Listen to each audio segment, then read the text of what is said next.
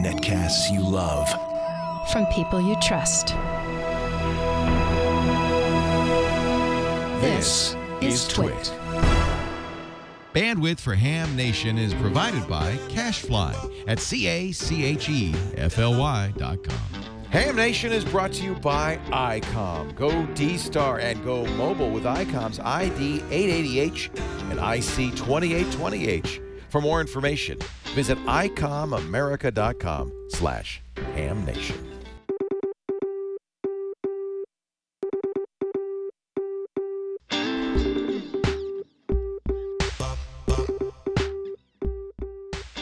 This is Ham Nation, episode 62, August 29th, 2012, Hurricane Party. Hi, welcome to Ham Nation, episode 62. We've got a great show for you tonight. Bob can't be here. He's on the road again. But we've got Gordo and Don and Amanda, and later we'll have Cheryl in the show. And we might even let Julian sneak in there somewhere. But looking forward to a good show, despite the fact that we're in the middle of Hurricane Isaac right now. It's just barely made it to Jackson here, and I know Don's been experiencing it all day. We'll hear a little bit about that shortly. But let's bring in our hero, Gordon West. Okay, thanks, George. We've been monitoring 14.325. And boy, those net control operators are doing a fine job. They're very relaxed. They're not demanding the frequency. The frequency's been up for comms between those reporting in and the National Hurricane Center. So things going very well from what we hear out here on the West Coast. And in a few more minutes, Julian's going to take over the stand here. He's got some hair-raising audio and videos that I think everybody will enjoy seeing ham radio at its best. Back to you, George. Yeah, well, thanks, Gordon. Yeah, we've been listening to some 40-meter nets for hurricane traffic today, as well as 75-meter nets. Haven't heard a lot of excitement on there. I did hear them call for a couple of rescue situations on there where they had people trapped that needed to be evacuated, and I think all of that went okay. But let's go down now to Don, who's, you're not in the eye of it, but you're pretty close, aren't you, Don? Yeah, Picayune, Mississippi is where I live, and I'm about 50 air miles northeast of New Orleans. And of course, the storm came in about 60 miles or so to the south of, southwest actually of New Orleans. So I've been a good ways away from the eye, but however, we've been getting some seriously bad feeder bands here. We probably had 60, 65-mile-an-hour winds here at my place, and we lost one tree, a couple of shingles on the in-laws' place. I wish I could take this outside and show you, but it's dark. It seems like these things always only come in at night, but we lost power here about 12 hours ago, so I'm on generator power.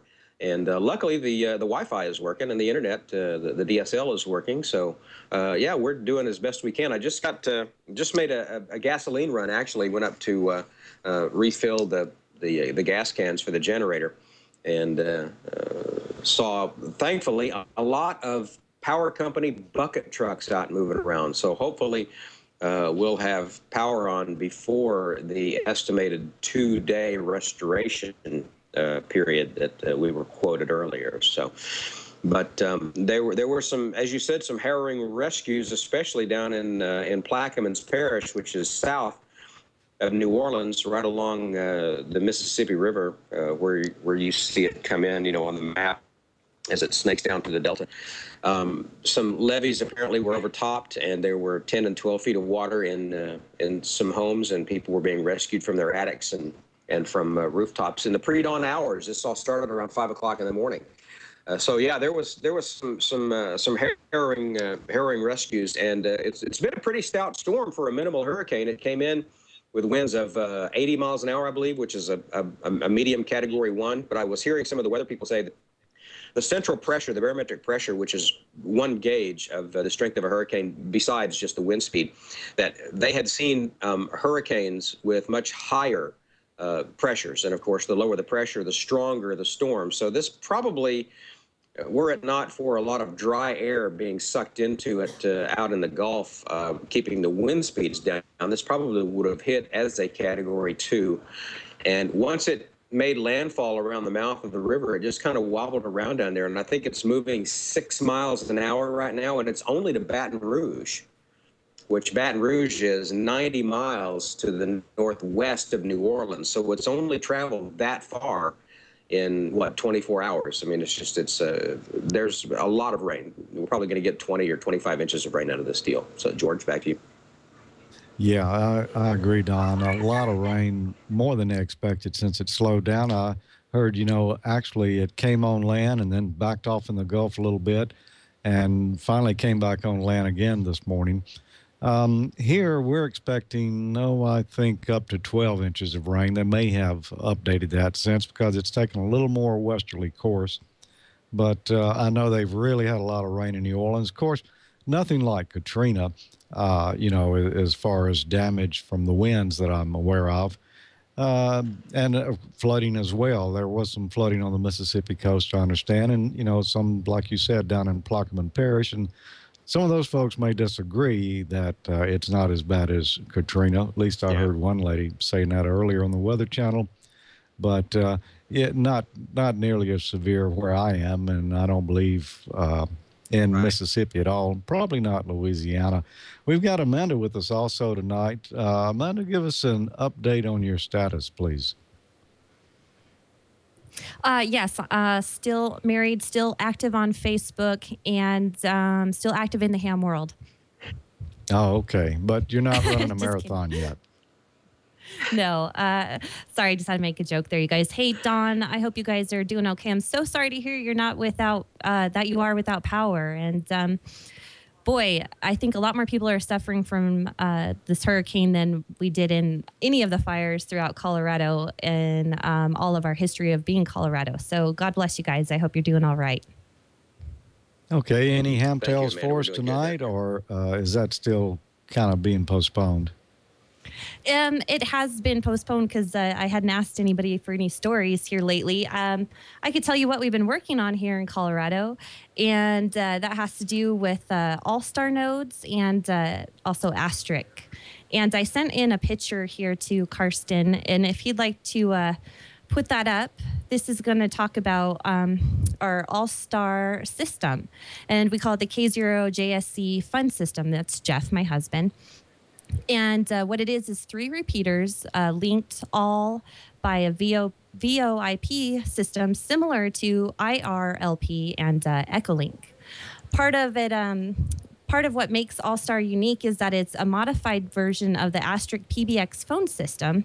And Asterisk is an open source IP-based PBX system that's been around for many years. With the addition of the APP_RPT module, we're able to connect a transceiver or transmitter receiver to a USB sound card and have a very inexpensive repeater controller. The Allstar server or node acts as a repeater controller and a gateway to the Allstar system. A group of many other nodes are also there on the internet. This is really impressive, you guys, because about this system is the ability to run several nodes via private Ethernet cable networks. So you don't have to have the internet to link all of these together, but yet they're their own VoIP system. So it's kind of its own LAN without the internet. Very awesome. And this is one of the radios used. If you guys can try to get this right here for you.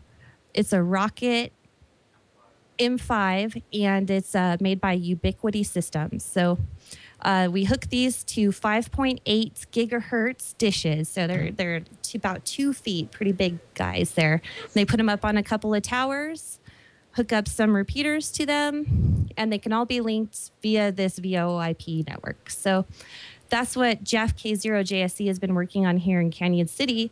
And why that is helpful is if you're 40 miles away, you can talk on the same repeater system that somebody 40 miles away is talking on as well. So works out very nicely, and you don't use as many coordinated frequencies that way. So that's what we're doing here in Colorado right now, George. Interesting stuff. I'm a little bit familiar with that system, but not very. I've got to look more into it. But Allstar sounds like a great thing.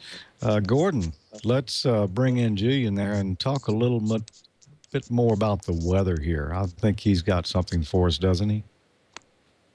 Yeah, in fact, I do, George, and thank you. And it's good to see everybody safe and sound so far. John, if you want to run video or clip number 4, here we can see some of the information that is available on the web just by searching for some of the moving maps. In this video that hopefully will come up in just a second. There we go. We can see Katrina just as it's about to make landfall. Not Katrina, excuse me, Isaac. As it's about to make landfall. This was at about 2 o'clock in the morning on Wednesday. So if we can now go over to video 5, we get a little close-up of actually of it hitting Louisiana right here. And during this time, as I'm recording this video, I actually got on the air on the Echolink node and was talking to Heather Glass, K6HEY, who used to work with ADI, the radio company, and gave her a little chance to tell us what she was doing in preparation for sheltering in place. She was not going to evacuate. So, John, if you can show the tropical storm video.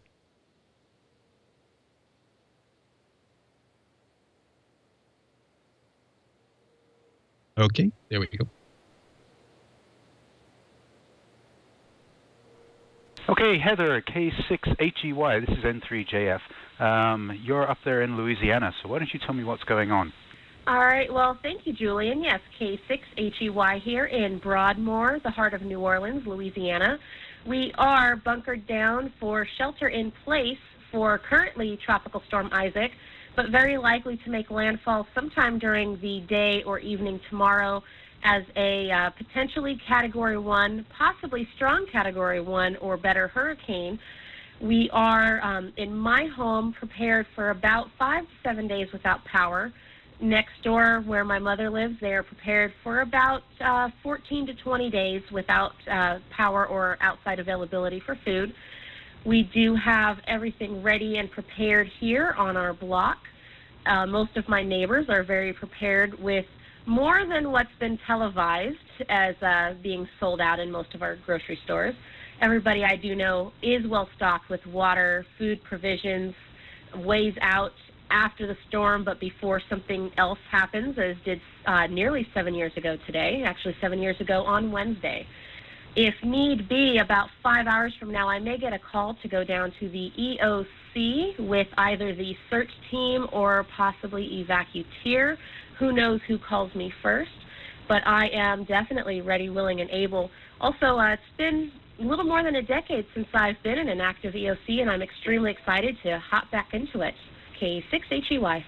All right, Heather, thank you. And can you describe a little bit about what you may have in your go bag or your bug out bag in these kind of situations? Go ahead. Well, for my bug out bag, it's basically, for this event, it is a rescue after the fact bag. So what I have packed is a very small duffel bag, about the size of a large purse. And it has 3 changes of clothes for daytime, 2 sets of pajamas. Of course, I did not pack shoes. They're bulky. They take up a lot of room, and I intend to leave with a nice sturdy pair of tennis shoes on my feet.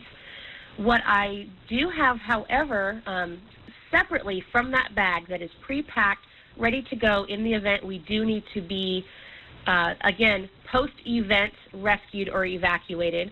I also have arranged on my dining table all emergency supplies, all of my candles, my flashlights, my gas and water key crowbar, all on the dining table so that in the event I wake up and the electricity is out, or I wake up to electricity going out while it's already dark, either tonight or tomorrow night, I know exactly how to get where I'm going to have every supply I need.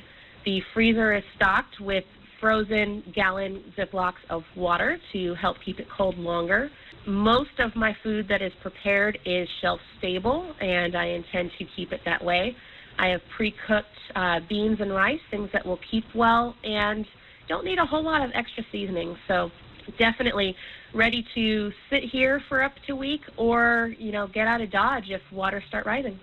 All right, Heather. Well, we hope it doesn't come to that, and we hope to hear from you after the event. So we'll catch you here on the KB5AVY repeater via Echolink and via emails and telephone calls and texts and whatever we can do. There are some linked repeaters that we can also keep in contact on. So looking forward to that. So wish you and Teresa stay safe, and we'll talk to you again every couple of hours between now and when the all clear is sounded. So K6HEY, Heather, thank you very much, and 3JF. Kept on a schedule for every couple of hours. Of course, she went to sleep a few times. She's doing fine. She lost electricity several times throughout the night, and apparently it's all back on.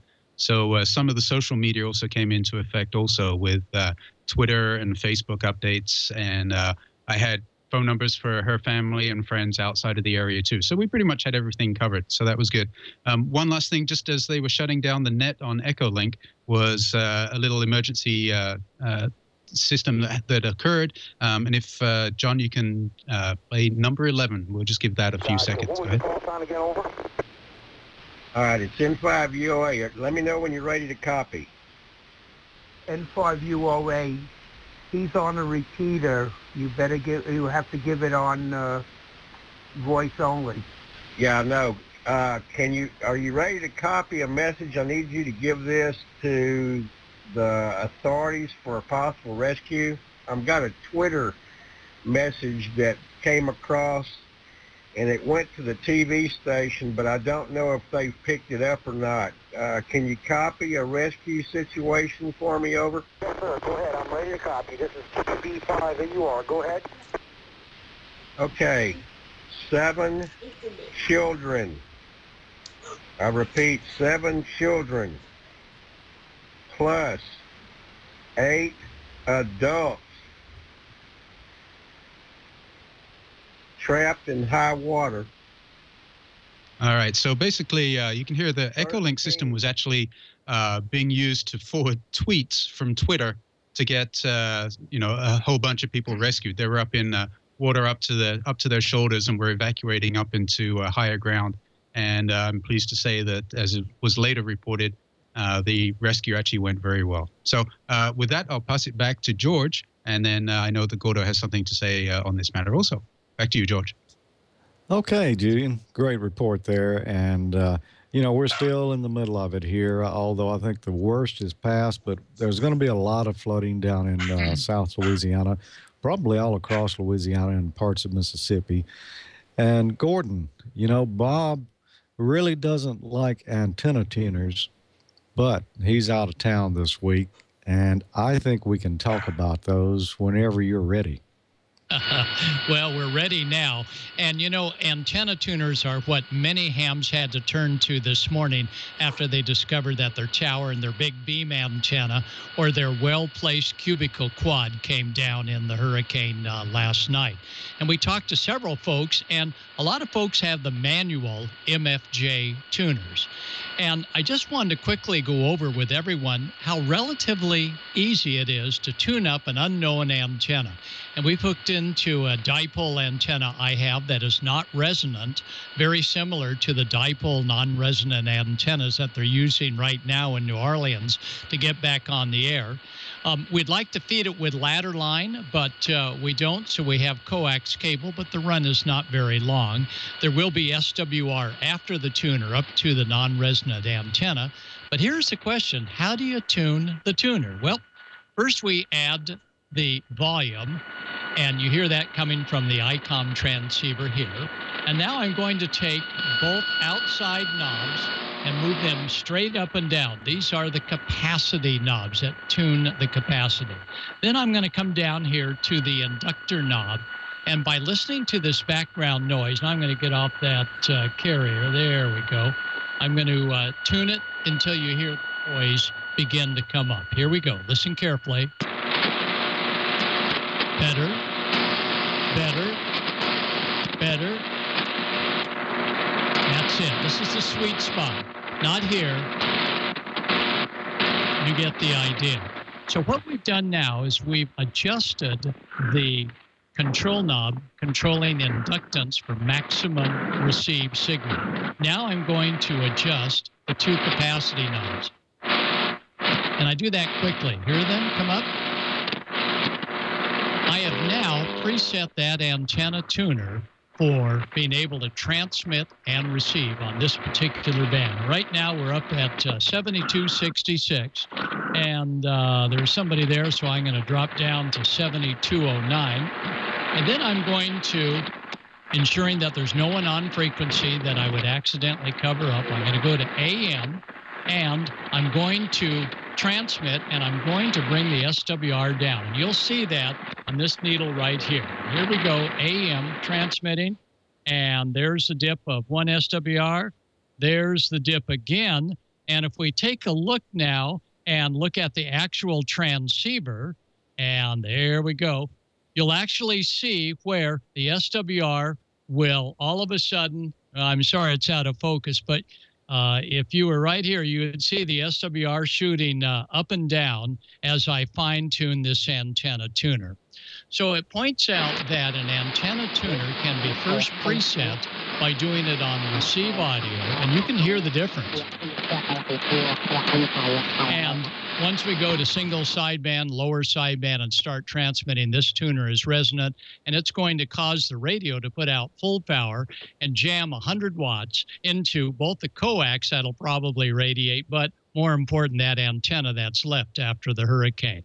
So don't discount the manual tuners. Don't rely on them every day, but know how to adjust them by noise first. Never transmit and click, click, click this knob, or else you'll burn the little contacts. So peak for noise, then go to transmit, dip for minimum SWR. Shouldn't have to do much after that. If you peak for noise, and then you'll be ready to squeak a good signal 100 watts out on the air. So George, I agree. We don't want to use the antenna tuner much, but sometimes the SWR on a downed antenna is too high for the transceiver's built-in automatic tuner to compensate for it. So that's where the manual tuner can sometimes just jam a signal in and be able to get 100 watts out somewhere that someone's going to hear in an emergency. Okay, George, there is our lesson 101 on manual antenna tuners. That's great stuff, Gordo. And don't tell Bob, but I do use a tuner quite frequently. In such a situation here that my antennas are somewhat compromised, but they do work pretty decent, especially when you tune them so that the rig's not got all that reflected power on it. And speaking of Bob, he visited the Joplin Hamfest this year, and it's really come back good. So, John, if you've got the video there, let's take a look at Bob's trip to Joplin.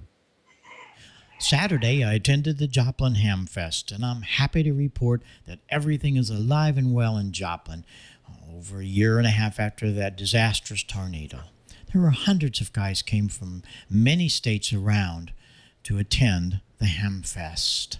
And there, of course, were several dealers there, came with a lot of parts and radios. Don came in from Flex Radio, showing their new technology. But Hamfest, to me, are all about friends, meeting friends, some you've talked to for years and have never met personally. You get to see them, you get to share some ideas, you get to see a lot of other friends that you've known for years, talked to almost daily perhaps. So it was great to see some of these people and meet new friends at the Joplin Hamfest. But of course, Hamfests are all about gear.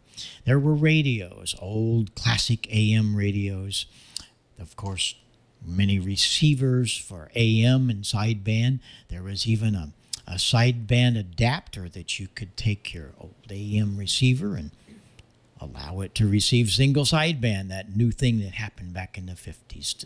AM transmitters. There was one of Westsham's Central Electronics 20A, the first single sideband transmitter. Johnson transmitters, and there were a lot of transceivers, of course, 520s, 820s, all of that. But you had to have tubes, of course, and every Hamfest have a lot of tubes that you can buy.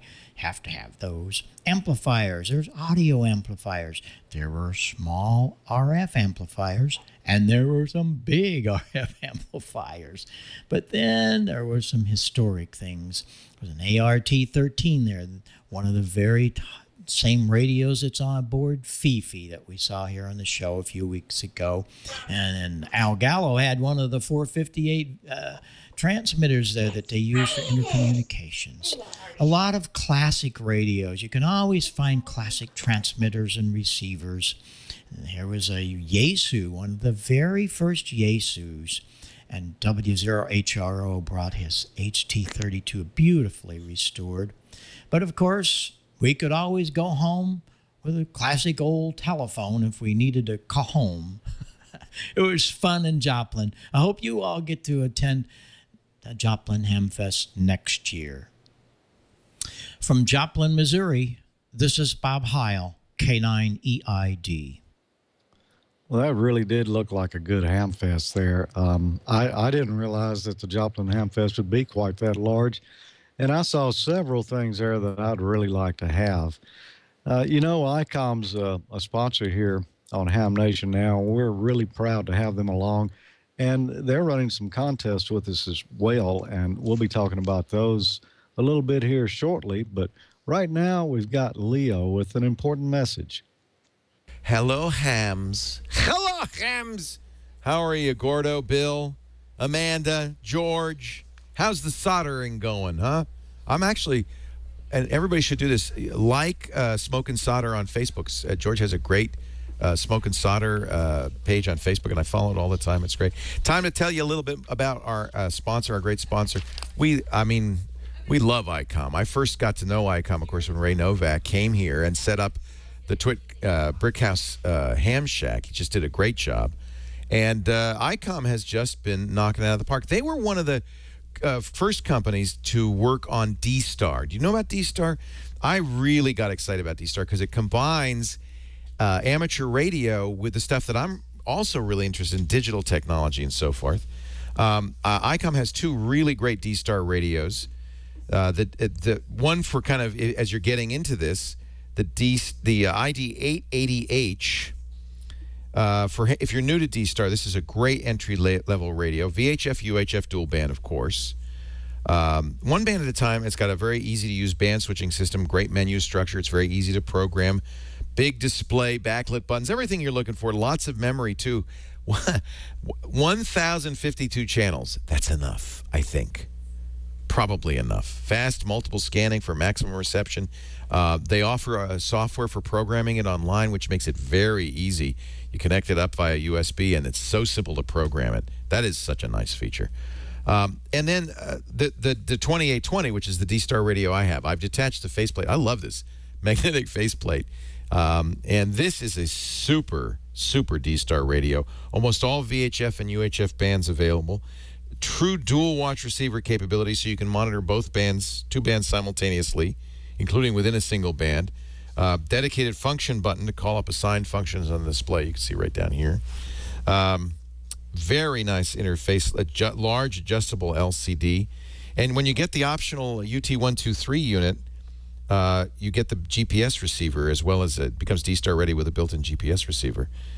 Features practically multiply with DV mode and GPS alarm and location tracking. This is a great mobile. I mean, we use this in the Brick House, but it's a great mobile. I wanted to have D-Star capability, so I have the ICOM HF, the big HF transmitter receiver. I also have the Moon Bounce microwave transmitter receiver, but this 2820 is so cool. ICOM really backs D-Star, and they've got lots of D-Star options for hams of all experience levels. So check it out. They are having a big D-Star QSO party coming up September 21st through the 23rd. You want to get one of these radios in time, you can check that out at ICOM's website, icomamerica.com/QSO Party 2012, all one word. icomamerica.com/hamnation if you want to get in the weekly drawing for the ICOM radios that they're giving away. And congratulations. Oh, I should go check the ICOM winners. I like to check every week. We've got some 3 new winners. So let me go there. icomamerica.com/hamnation. All one word. Register now for your chance to win free swag. Last week's winners. Week 4, episode 61 winners. Tony G, KJ6UFG, JH, KC2TCM, and Laurent TW0MM. They both, or all three, won an IC2300H. Wow, radio. That's nice. That is nice. Register to win. Wow. I guess I'm not eligible. Oh, well. ICOMAmerica.com/HamNation, and thank you so much, ICOM, for your support of the TWiT Brick House, our Ham Shack here, and Ham Nation in general. ICOM is a great contributor to the amateur radio community here and all over the world. Now, back to you, Bob, Gordo, George. Take it away. You know, Leo, I use an ID 880H myself here for D-Star. It's a nice rig. And I think Julian's got some ICOM D-Star rigs out there at Gordo's shack as well. Oh, yeah. We yanked these out of Julian's car, and it was easy to yank out because, as Leo was saying, the head on this particular unit is magnetic. Look at this. Just pops right off. And Julian is big time on D-Star. I'm pretty good on D-Star, but he knows how to do all the button pushing. But, you know, Leo was absolutely correct. This is the easiest radio that even I can program repeaters in it, George. So you're right. Great gear. And Julian and I and Hannah, we use it a whole bunch to stay in touch. Back to you, George.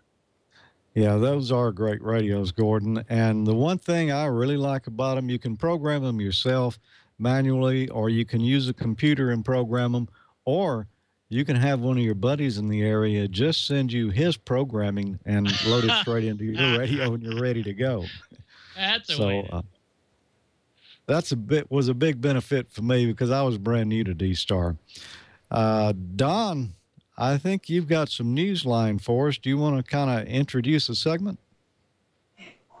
This is Amateur Radio Newsline for the current edition. I forget which number it is. I don't have that in front of me, but let's go ahead and roll it.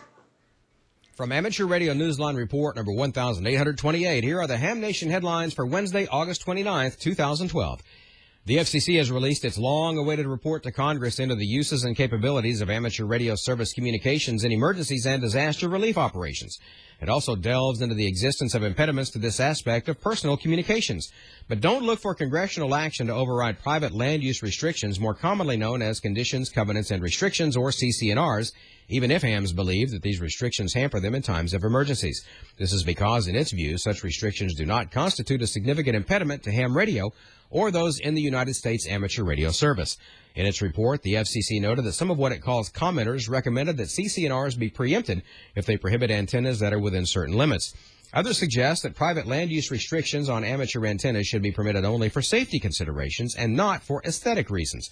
However, another group believes that it is not necessary to preempt private land use restrictions in order to promote amateur emergency communications. This given the ways that even amateurs subject to CC&Rs can communicate effectively and the nature of amateur emergency communications. In relation to other impediments, the Commission says that it has already preempted state and local regulations that do not reasonably accommodate amateur radio communications and do not represent the minimum practicable regulations to accomplish the local authority's legitimate purpose.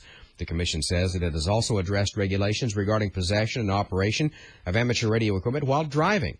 These are state and local laws that prohibit cellular telephone and texting devices that are many times very broadly written as to catch hams, CB operators, and even commercial radio users in a confusing maze of legal webs. And as to any FCC rules that may be an impediment to the various technical aspects of enhanced, read that as digital, amateur service emergency communications, the FCC believes that these matters can be considered through the Commission's rulemaking process. It does not believe that congressional action is necessary to address that issue either. On the other side of the coin, the FCC notes that the ham radio community and the emergency response and disaster communications communities all agree that amateur radio can be of great value in emergency response situations. The regulatory agency notes that amateur radio carries with it a wide range of advantages that allow it to supplement other emergency communications activities during disasters. This, says the FCC, has been demonstrated time and time again in a wide variety of emergency and disaster situations, including Hurricane Katrina. And a side note, today is the 7th anniversary of the landfall of Hurricane Katrina along the Mississippi Gulf Coast. And we're prepping for another one. There's a lot more on the report that we can cover here, so go to the URL in the printed edition of this week's Amateur Radio Newsline Report, and you can download the entire 15-page document for yourself. It is a very worthwhile read. Ham Radio has lost one of its most ardent supporters with the untimely passing of QST managing editor Joel Kleinman, N1BKE, who died in a house fire on Saturday, August 18th. Joel Kleinman had been the managing editor for the American Radio Relay League's QST magazine since 2001. But his history with the ARRL goes all the way back to 1976, when he was hired by the organization to target young people with science and amateur satellites. Kleinman was the former president of the Newington Amateur Radio League and a former member of the Quarter Century Wireless Association. QST editor Steve Ford, WB8IMY, called Kleinman the quiet man behind the scenes, shouldering much of the burden that comes with creating 164 pages of new content every month. Joel set a high standard for all who may follow him. ARRL President Kay Craigie, N3KN, issued a statement. With the passing of Joel Kleinman, N1BKE, we have lost not only a respected professional colleague, but also a friend. Our hearts and prayers go out to the Kleinman family on this very tragic loss. And that's all from the Amateur Radio Newsline, your independent source for amateur radio news, brought to you each and every week for 35 years and counting at www.arnewsline.org. I'm Don Wilbanks, AE5DW 73. We'll see you next time here on Ham Nation. You know, Don, I think a lot of hams. And there you have it. I think a lot of hams are going to be disappointed with that FCC ruling there. They didn't step in and take on the homeowners association like everyone was wishing they would.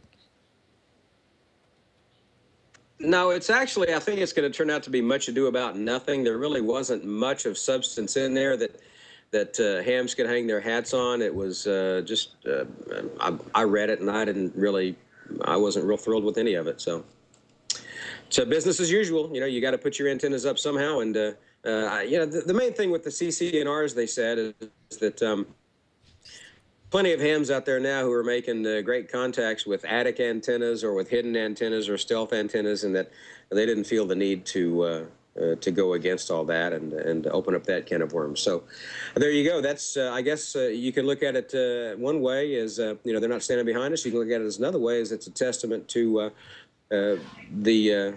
just how good we are at getting a signal out, George. Well, that's a good political way to put it, Don. Kind of straddle the fence on it, which I think is what they did. It would have been nice if they would have stepped in and done something about that, but to be honest, I really didn't think they would or could. So business as usual, as you say. Well, this week on Smoke and Solder, I'm going to show you how to put on a type-in connector. We've done PL259s before. The type-in is a little more difficult. So, John, let's roll the video and have a look. Finally, after much looking, I found coaxial relays at the Huntsville Hamfest. I've been needing these for about 3 years now for a 6-meter amp project that I've been working on. The larger of the two relays I'm going to use for the output of the amplifier, and it has type-in connectors on it. I didn't have any type-ins, and they're kind of expensive, so I took the cheapskate route out and bought 3 used ones, and I've desoldered them now and got them ready to go. So I'm going to show you how I put on type-in connectors. It's not the way everyone does it, but it's the smoke and solder method. So I'll begin by putting a fair-sized chisel tip in my iron so I can get enough heat onto the braid. Let's look inside the connector and see how it goes together. We'll take the nut off the back and we'll flip this over. And the first thing we see is the little ring that goes inside that our shield goes up against. It fits down into the connector first, and there's a little rubber washer on the back of it. On top of that goes a thin metal washer that prevents the nut from pinching the rubber. Now, this all goes down inside the connector body, and the nut sits on top. Now, I've got some RG213 here from Wireman that I'm going to use. This is a real good cable with a thick shield and a metal foil shield as well. Now, we need to determine how much of the jacket and shield needs to be cut back from this. I'm going to use a utility knife for the job, and I'll hold the connector up here beside the wire. And I'm going to measure off and cut off just a little bit more than I think I actually need to. Now I'll take a pair of pliers and twist around on the jacket just a little bit and pull it off. Now we need to do something really important, and that's slide the nut down the cable in the proper direction And on top of that, we're going to slide down the little thin metal washer. And on top of that, we'll slide down the little rubber washer. Now we'll put the ring inside the connector, and the sharp end of it will go toward the rubber washer, and the other end is kind of rounded off on the edges. We'll slide that down on the cable here, and we'll find out that it'll only go until it reaches the jacket. The next thing we'll do is pull the braid down over the ring and try to get it good and even all the way around. Now I'll take a tweaker. Analog circuit boards often have small potentiometers and other components on them that are used to calibrate or adjust the board as a service procedure. The small insulated screwdriver used to turn them is often called a tweaker, and use that to push the braid down into the groove around the ring. Now at this point, many people would just trim off the excess braid and assemble the connector.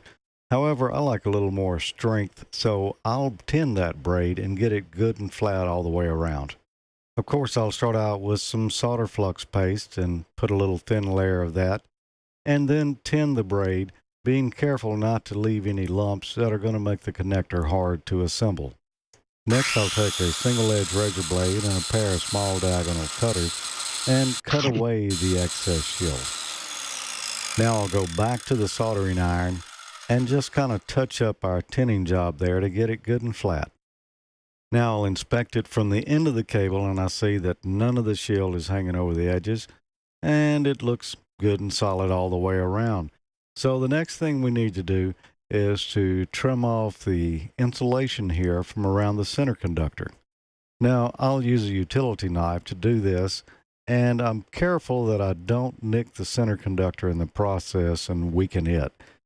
After I've cut all the way around, I'll use a pair of pliers and gently twist it and then pull off. Now I can't tell you exactly how much of that center insulation you need to leave sticking up, because that's going to vary depending on your connector. On this one, I need to leave just a little bit sticking up above the end of the ring, and I think that's generally the case. Now we need to cut the center conductor to the length that it needs to be to fit up inside the pin, so we'll hold the pin up there and get a good idea of how much we need to trim back. Now I'll take the pin and slide it over the center conductor, and then we'll take a little solder and put down in the hole on the side of the pin, being careful that we don't get solder on the outside of the pin here, making it hard to go into the connector. Now we'll slide the nut and everything else down the cable up to the bottom there, and we'll put the connector over this assembly, and we'll use a pair of pliers or wrenches or whatever we have so that we can tighten this assembly. Now if we inspect the connector looking at the end, we'll see that the center pin should come up and be the same height as the rest of the connector. We don't want it too short, and we certainly don't want it sticking out because it will destroy the female connector that we plug it into. So there you have it, how to put on a type-in connector. And now go do your own. They're not that difficult, just takes a little practice. And my biggest tip there is hold the connector up beside the cable to kind of gauge how much of the wire you need to strip where if you don't have instructions on that. Some connectors come packaged with the instructions printed on there. Used ones don't, unfortunately. Now we've got several kit buildings going on here. Number one was the Ether Kit 30-meter open beacon kit. Now that little kit is it's been out of stock. I just found out last week. We were supposed to start building it this week. They ran out of stock. I contacted the manufacturer.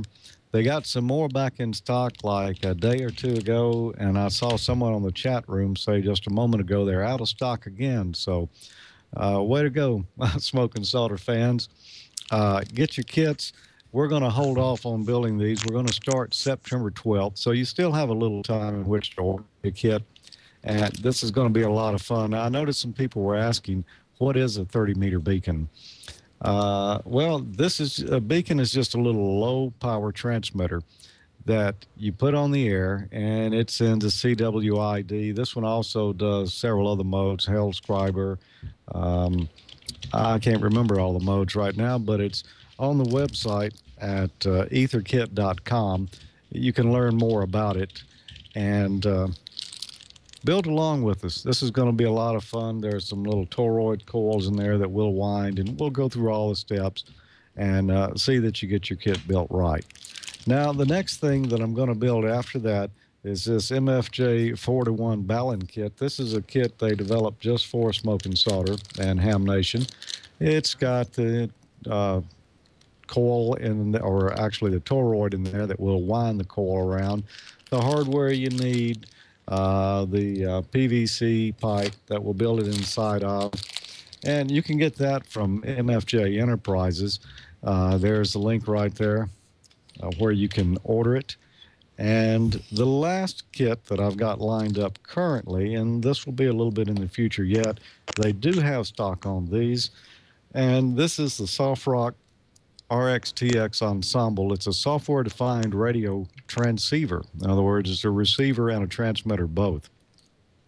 This is going to be a lot of fun. It's a little more advanced, and if it's your first-time kit builder, you probably don't want to try it. If you've got any experience at all in soldering, though, you can probably do this. There are some surface mount components on it. I'm going to show you the way that I do that.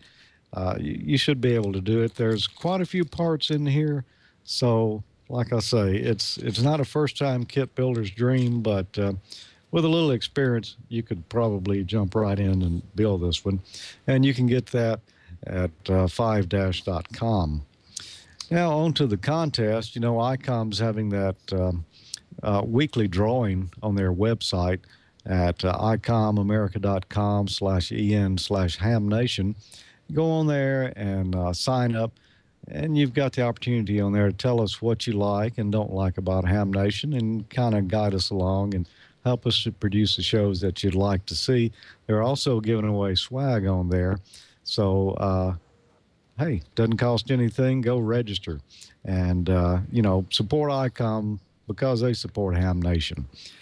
And we have another big contest that's running with ICOM right now that many of you are familiar with. It's the ICOM Smoke and Solder Mobile Installation Contest.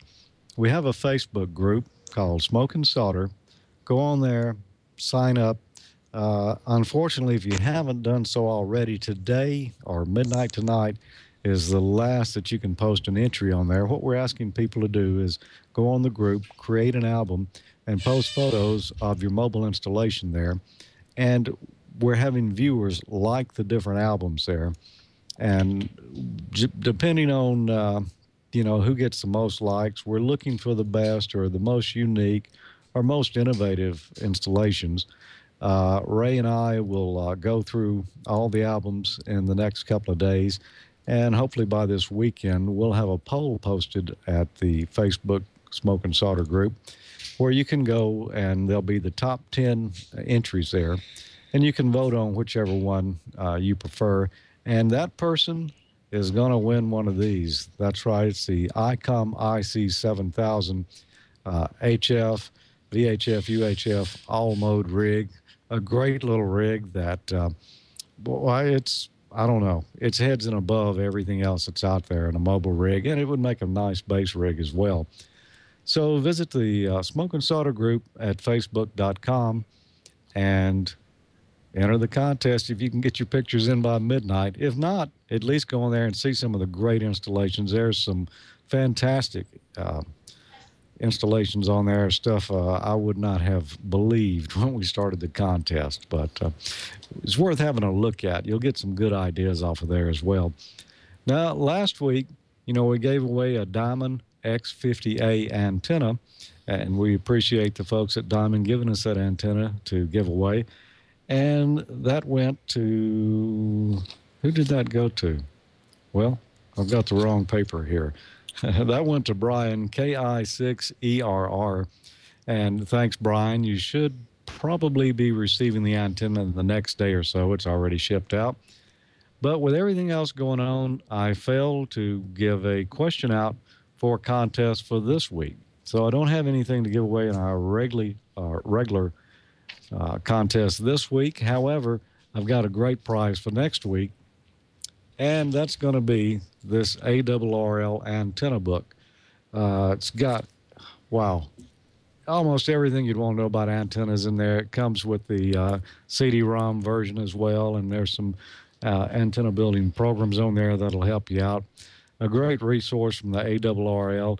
And if you think you could use this, got a simple question. And I want you to mail your answers to me at hamnationcontest@gmail.com. And the question is, what is a hell box? Gordo, do you know what a hell box is? Is that with 2 L's? Hell box? Yes, 2 L's. No, I don't have a clue. That one went right over my pea brain. Well, I bet somebody out there knows, and they're going to get this great book. What was that, Don? I said I have a response, but it's not related to ham radio at all. So you probably don't want to hear it. Well, there is really such a thing. I learned about it in college. So, and it's not a college prank. It's, you know, something to do with electronics or other hobbies. So, anyway, that's our contest. And boy, that was a mouthful, but I think I got it all out right this week. Cheryl should be with us now, and she's been monitoring the chat room. Cheryl, how are you doing tonight? Hi, George. I am doing just fine. Hi, everyone out there in the TWiT TV land. Hi, everyone into the chat room, too. Hello, Gordo. Hello to Don. And hi, Amanda, if you're still listening out there. I do have some things I wanted to talk about here. And some of them are actually directed to you, George. So Randy, in for RMT, he says, hey, George, what were end connectors made for what reason? You know, I thought it might have been a military connector. Is that true, or what do you got on that, George? I don't know if it was made for the military or not, but they are better at higher frequencies than, say, a PL259. You know, another name for PL259 is a UHF connector. However, a Type N works much better at those frequencies. Gordo, can you shed any more light on that? Well, the nice thing about the end connector is it's exactly 50 ohms if put together properly like you did tonight, whereas the PL259 may be a slight impedance bump. And the neat thing about an end connector, as long as you don't forget that little rubber doodad that goes in the no, that's something else. Anyway, as long as you get the little rubber doodad that goes on the cable, it is relatively water resistant. Not submersible, but it will resist water better than a PL259. And I think the N in N connector stands for Navy, if I'm not mistaken. So that is a military connector from what I've read. So check on that. But I think that's right. Navy is what that stands for. Okay, great. Excellent. I believe that to be a correct answer I'm hearing from LPK in the background here. So also, regarding the N-type connector is one more thing from a Web 7416 person in the chat room. He says he uses a N-type crimp-on connector, and he puts that with an RG214 feed line. So he says it works great, a lot less work and much faster to make, but I don't know if the quality is quite the same as something that you're going to solder. So, George, once again, I'm going to come to you with that for a final on the N connector subject tonight. Well, I believe that the crimp-on type end connectors are a good choice. They're certainly a whole lot easier to put on. However, you don't want to buy a used crimp-on connector of any type. Okay, thanks for that. Very good.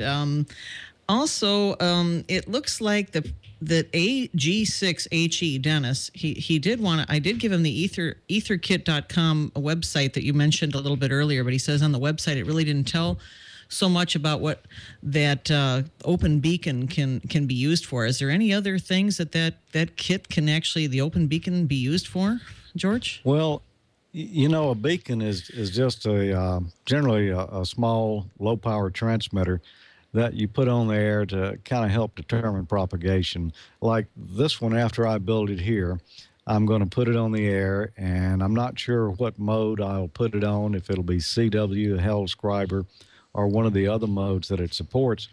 This particular kit, you can plug it into a computer with a USB port, program it up with the message that you want it to transmit, and then you can unplug it to the computer and it'll operate standalone.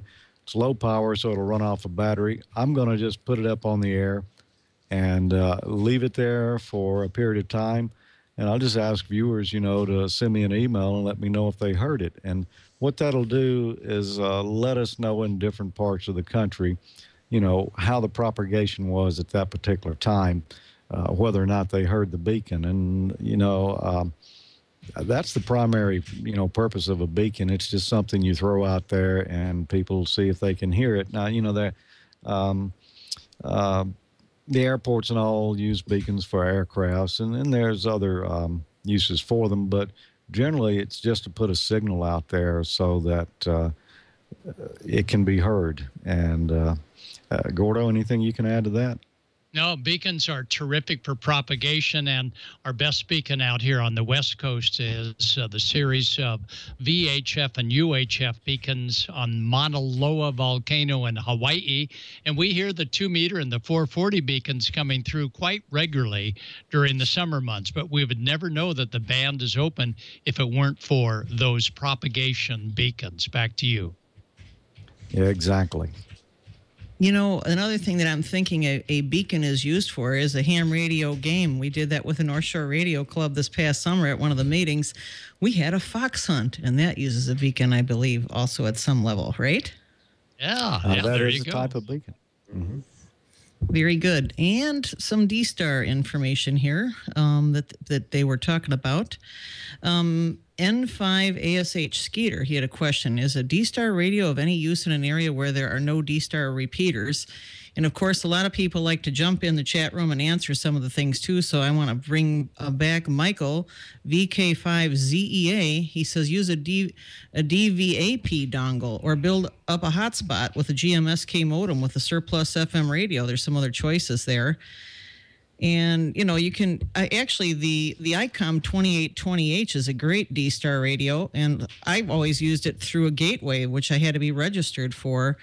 But, for the most part, I think you just connect all over the place. You don't have to have something in the area. It's just totally fed all over the place. And if you could please shed some light on that for us, Gordo, I think you're probably a D-Star guy, aren't you? I got it. Let me get a chair here. There we go.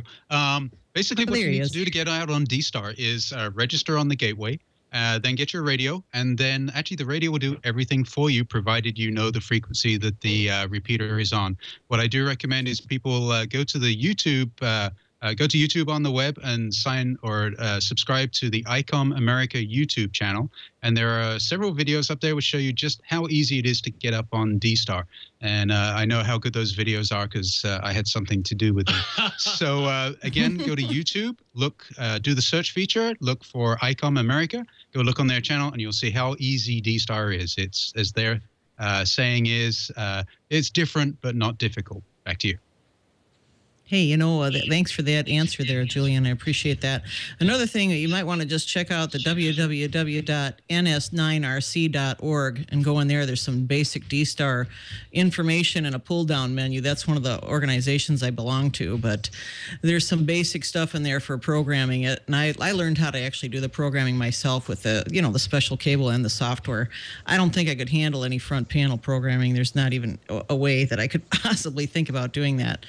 And a couple more things I wanted to just share. It was like a couple weeks ago. I just wanted to follow up with RC777. He said, hey, Cheryl, what mic are you guys using? And here I have, of course, the Heil PR40, which has a very nice resonant sound to it all over. I'm not sure. Is that what that everybody else has? I think we all use the PR40. I'm not sure. Does Amanda use something different? Do you know that, Gordo?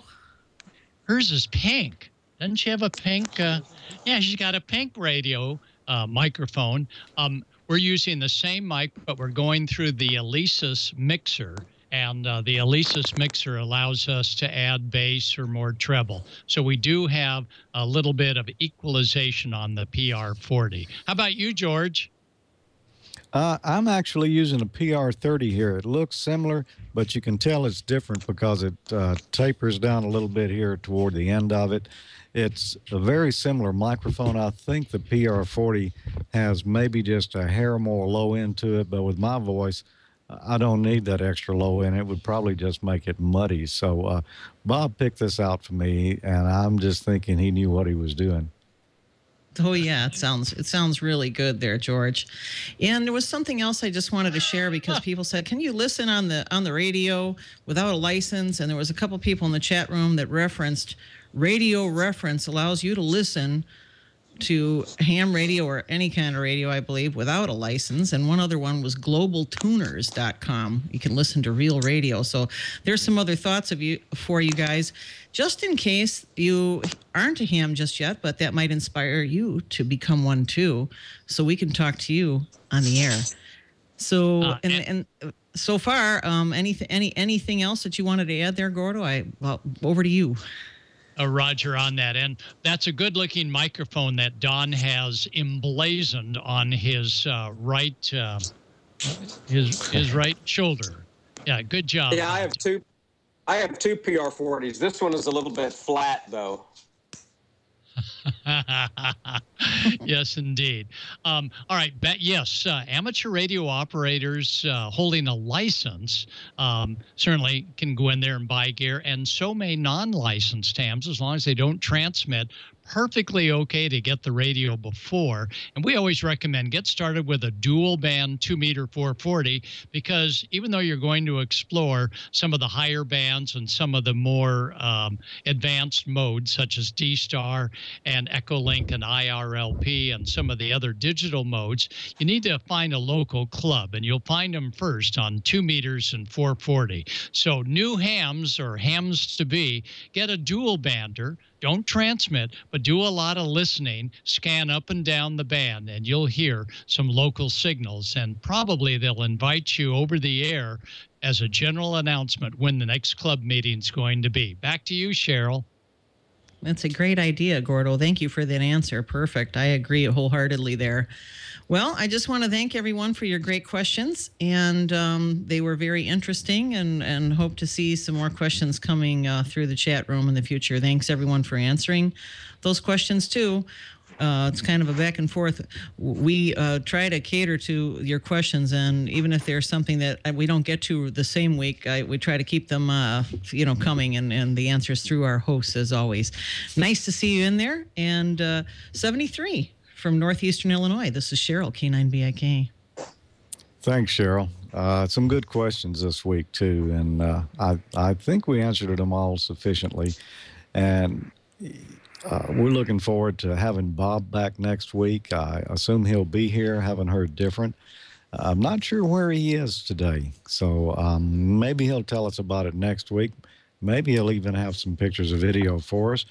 Don, keep the hatches battened down there, my friend.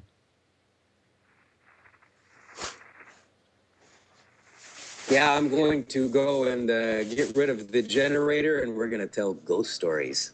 73 from South Mississippi in the hurricane hole. Bye. Okay, Gordo, you and Julian hold it together out there on the left coast, and we'll look forward to seeing you next week.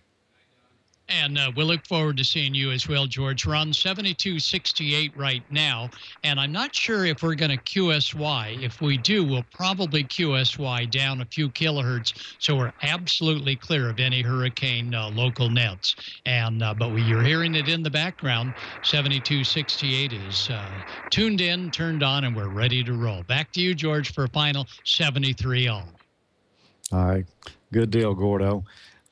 Yeah, I noticed on the chat room somebody posted 7.263. So maybe, I don't know, just look around that area, you'll find the net. We certainly don't want to interfere with any emergency nets that are going on due to the hurricane. And it'll be gone next week, and maybe we'll have a little bit more to talk about on that.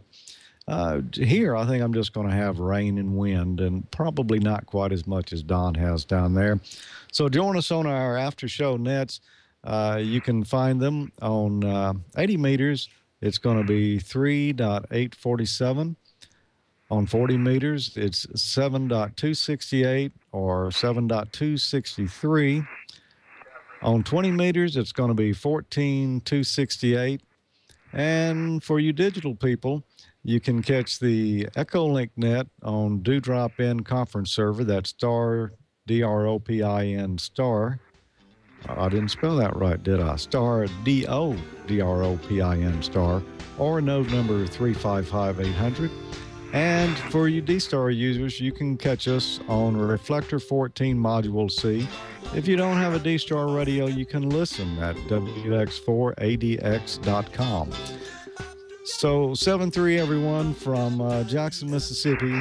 We look forward to seeing you again next week.